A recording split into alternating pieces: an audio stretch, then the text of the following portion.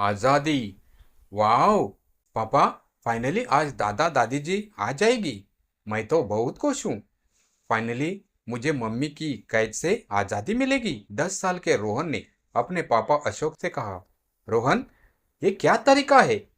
अपनी माँ के लिए कोई ऐसा कहता है? अब तुम बड़े हो गए हो तो तुम्हें इतना पता होना चाहिए कि अपने मम्मी पापा से कैसे बात करनी चाहिए। अशोक ने रोहन को डांटते हुए कहा। रोहन वहां से मन ही मन मुस्कुराते हुए चला गया। अंदर किचन से सरिता को रोहन की हरकतें देख के गुस्सा भी आ रहा था और चिंता भी हो रही थी कि अगर ऐसा ही चलता रहा तो रोहन कभी सुधरा नहीं जा सकता। मुझे कुछ न कुछ करना ही होगा, लेकिन क्या और कैसे? सरिता मन ही मन अपने आप से बातें किए जा रही थी कि तभी अशोक ने आवाज लगाई, सरिता, मैं माँ बाबूजी को स्टेशन से लेके आता हूँ। सरिता ने कहा, ठीक है। फिर पुरानी यादों में जैसे चली गई। सास ससुर के सामने तो रोहन को तेज आवाज में बुलाना भी मुश्किल है, डांटना तो बहुत दूर की बात है, वरना दोनों लोग खाना पीना छोड़ के अनशन पर ही बैठ जाते हैं। थोड़ी देर में सरिता के सास विमला और ससुर राम अवतार जी आ गए। अशोक उनको घर पर छोड़ के बाहर कुछ काम से चले गए। इधर रोहन दादा दादी को देख के ऐसे लिपट कर रोने लगा जैसे वर्षों बाद मिला हो। तभी विमला जी ने कहा, अरे क्या हुआ मेरे पोते को? किसी ने कुछ कहा क्या? इतना सुनते तो रोहन शुरू हो गया, दादी, आपको पता है, आपके नहीं रहने पर पापा ने मुझे बहुत मारा। कहा अगर पढ़ाई में लापरवाही हुई तो आगे भी मार पड़ेगी। पूरे 1 सप्ताह से मुझे टीवी भी देखने के लिए नहीं मिला और ना ही मेरा कोई पसंदीदा खाना। मुझे तो ऐसा लग रहा था जैसे मैं कैद में हूँ और मम्मी पापा उस जेल के पुलिस। और आज भी सुबह मुझे मार के गए आपको लेने। अब आप आ गए हो ना, अब मैं आजाद हूँ और आप अब कभी मत जाना। इतना सुनते सरिता ने कहा, रोहन, तुम्हें पापा ने कब मारा? सिर्फ समझाया। तुम दादी से झूठ क्यों बोल रहे हो? वो भी सिर्फ तुम्हारी जिद के कारण। तुम्हें उन्होंने बस जंक फूड खाने के लिए और दिन भर टीवी देखने से मना किया ताकि तुम्हारी आंखें और स्वास्थ्य ना खराब हो। सरिता ने सास को चाय पकड़ाते हुए कहा। सरिता का जवाब सुन के विमला जी ने कहा, हाँ हाँ, अब बच्चे को झूठा बना दो। तुम्हारा तो यही काम रह गया है। अब सबके बीच झगड़े लगाती रहती हो। बस भड़का दिया होगा। ऐसे ही अशोक को भी कह के कि पढ़ता नहीं है, मैगी खाता है। मर्द जात को गुस्सा तो आएगा ही। 10 काम बाहर के करो, घर आके शिकायतें सुनो तो बच्चे को ही मारेगा ना। कमजोर समझ के लगा दिया बाप बेटे में झगड़ा। बस खुद महान बन गई। 1 सप्ताह नहीं थी मैं तो तुमको आजादी मिल गई। सोचा होगा सास आई ही ना। जा रोहन, बेटा देख ले टीवी। मैं भी देखो कौन क्या करता है। मुंह पे हाथ रख के रोहन हंस रहा। गुस्से का घूंट पी के सरिता वहां से किचन में आई। तभी विमला जी ने आवाज दी कि आज रोहन के लिए पास्ता बना देना।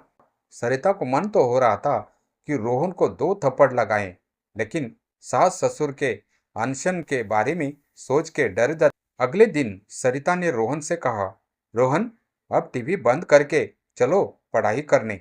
10 दिनों में परीक्षा शुरू होने वाली है और तुमने अभी तक नोट्स भी पूरे नहीं किए हैं।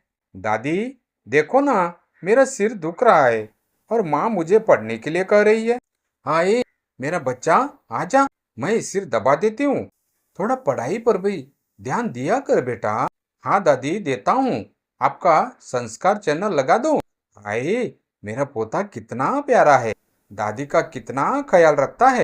हाँ, जा लगा दे। सरिता का मन रो के रह जाता। एग्जाम हुआ और रोहन के उसमें नंबर बहुत कम थे। क्लास टीचर ने बताया कि रोहन क्लास में भी बहुत बदतमीजी से पेश आता है। सरिता घर आई। रात को अशोक को ये बात बताई। अशोक ने कहा, कल बात करता हूँ। तभी सरिता ने कहा, नहीं अशोक, अब डांट झपट के काम नहीं चलेगा। वापिस वो माँ बाबूजी के पास जाकर वही काम करेगा। वो माँ बाबूजी के प्यार का गलत फायदा उठाता है। उसे पता है कि हम माँ बाबूजी की बात कभी नहीं टालेंगे और वो लोग भी फिर से खाना पीना छोड़ देंगे और फिर रोहन पर ध्यान देने की जगह हम उनको मनाते रहेंगे। अब मुझे ही कुछ करना होगा जिससे माँ बाबूजी का दिल भी ना दुखे और रोहन भी रास्ते पर आ जाए। देख लो, जैसा तुम्हें ठीक लगे। बस माँ बाबूजी का ख्याल रखना। हाँ। अगले दिन सरिता बाथरूम में गिर गई। डॉक्टर को दिखाया तो पता चला मसल्स फ्रैक्चर है, बेड रेस्ट करना होगा कम से कम 1 सप्ताह। ये बात अशोक ने घर आके अपनी माँ को बताई। माँ, अब कैसे होगा? मुझे भी ऑफिस के काम से आउट ऑफ स्टेशन जाना है कल। तू चिंता मत कर बेटा, मैं संभल लूंगी। सच माँ? चलो, अब मेरी चिंता दूर हो गई। अब घर के सारे काम विमला जी को करने होते। वो सरिता को उसके रूम में ही या तो खुद खाना दे देती या कभी रोहन से भिजवा देती। रोहन के खाने की फरमाइश पर अब ताला लग गया, क्योंकि उनको पास्ता, बर्गर इत्यादि जंक फूड बनाने नहीं आते थे। मुश्किल से माँ जी सादा भोजन बना पाती। घर के चक्कर में उनकी भजन मंडली, सखी सहेलियां सब छूट गए। अब तो अपने पसंदीदा सीरियल भी मुश्किल से देख पाती। इधर रोहन की हर रोज नई फरमाइशें होती। कभी राम अवतार जी बाजार ले जाके पूरी कर देते थे तो कभी विमला जी को करनी पड़ती। लेकिन अब उनकी परेशानी उनके चेहरे पर साफ झलक रही। इधर सरिता चुपचाप सब कुछ देखती। एक दिन दोपहर के खाने पर रोहन ने कहा, दादी, आप रोज एक जैसा ही खिला रही है, मुझे आज पास्ता ही खाना है। तब विमला जी ने कहा, बेटा, पास्ता सेहत के लिए अच्छी नहीं होता। पौष्टिक खाना खाते हैं तो चख के तो देखो कितना स्वादिष्ट बनाया है। रोहन ने खाने का प्लेट खुद से दूर फेंकते हुए कहा, नहीं खाना मुझे ये खाना। मुझे तो लगा आप खाना बनाएगी तो मुझे अच्छा खाना मिलेगा। मैं पूरी आजादी से जो मर्जी करे खा सकता हूँ, लेकिन आप तो मम्मी से भी बेकार है। चटा। रोहन के गाल पर तमाचे आज सरिता ने अपने सास ससुर के सामने मारे। रोहन, ये थी तुम्हारी आजादी की सीमा जो तुम्हें अभी तक नहीं मिली थी। आजादी का मतलब भी जानते हो? तुम 10 साल की उम्र में इतनी बड़ी बातें। तुम्हारी इस हरकत और फरमाइशों को आजादी नहीं, बदतमीजी कहते हैं, समझे? कोई अपने दादा दादी के साथ ऐसे पेश आता है? माफी मांगो दादी से और जाके चुपचाप अपनी प्लेट उठाओ और सफाई करो, समझे? रोहन अपनी मम्मी का ये रूप देख के डर गया। आज विमला जी और राम अवतार जी भी चुप थे। रोता हुआ रोहन दादी के पास जाके बोला, दादी, मम्मी ने मुझे मारा और आपने मुझे बचाया भी नहीं। हाँ बेटा, और आगे बचाऊंगी भी नहीं, क्योंकि मम्मी ने तुम्हारे गलत व्यवहार के लिए तुम्हें मारा। अब तुमको अपने पापा की बात माननी ही पड़ेगी। जैसा वो बोलेंगे वैसा ही करना होगा। जाओ, जाके प्लेट उठाओ और सफाई करो। विमला जी ने कहा। आज सरिता के सास ससुर शर्मिंदा थे, क्योंकि उनको पता था कि रोहन के इस व्यवहार की कहीं न कहीं वो भी जिम्मेदार है। सरिता कमरे में जाने लगी तो विमला जी ने रोकते हुए कहा, बहू सुनो, आज से यही हमारे साथ ही खाना खाना, और हाँ, हो सके तो मुझे माफ भी कर देना।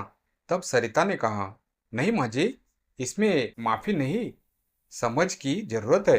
बेशक आप अपने पोते को प्यार कीजिए, मुझे तो और खुशी होगी इस बात से, क्योंकि मैं उसकी माँ हूँ। लेकिन उसकी गलत हरकतों पर उसको टोकिए, रोकिए, बताइए कि सही गलत का फर्क समझाइए। मुझे भी डांटिए मेरी गलतियों पर, लेकिन कोशिश ये रहे कि ये सब रोहन के सामने ना हो, और अगर कभी हो तो आपको ये पता चले कि गलती किसकी भी बर्दाश्त नहीं की जाएगी। ना कि सभी गलत बातों पर भी उसका सहयोग कीजिए। बच्चों को आजादी का सही मतलब समझाइए, उन्हें समय और नियमों के उपयोग के महत्व समझाइए। बड़ों की इज्जत करना सीखेगा, तभी समाज हमारे संस्कारों पर उंगली नहीं उठा पाएगा। बस मैं इतना ही चाहती हूँ। सही कह रहे हो बहू। रोहन ने अपनी दादी को माफी मांगते देखा तो उसे भी अपनी गलती का एहसास हो चुका था। रोहन ने आके सरिता से कहा, मम्मी मुझे माफ कर दो, देखो मैंने प्लेट रख दी और सफाई भी कर दी। तभी पीछे से अशोक भी आ गए। सरिता ने रोहन को गले लगाया और कहा, कोई बात नहीं, लेकिन अगली बार से अब कभी नहीं होना चाहिए। पक्का प्रॉमिस माँ, रोहन ने कहा। चलो अब दादा दादी को सॉरी कहो जल्दी। सॉरी दादी दादाजी। तभी राम अवतार जी ने कहा, अच्छा अच्छा, चलो अब सब खाना खाने, वरना खाना ठंडा हो जाएगा। तभी अशोक ने सरिता के कान में धीरे से कहा, अच्छा हुआ सच पता नहीं चला तुम्हारा, वरना अभी अनशन शुरू हो जाता। अंत भला तो सब भला पतिदेव। वो गाना सुना है ना, पर्दे में रहने दो, सरिता ने धीरे से कहा।